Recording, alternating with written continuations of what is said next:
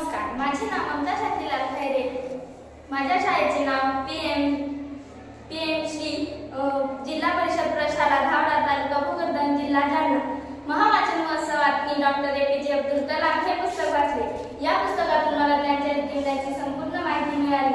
त्यांचे जीवन किती खडतर होते तरी त्यांनी जिद्द, परिश्रम, बुद्धिमत्ता, संयम, चिकाटी, देशभक्ती, मानवजातीची सेवा तसेच सतत शिकण्याची वृत्ती या गुणांच्या बळावर अलौकिक महान कार्य केले आहे.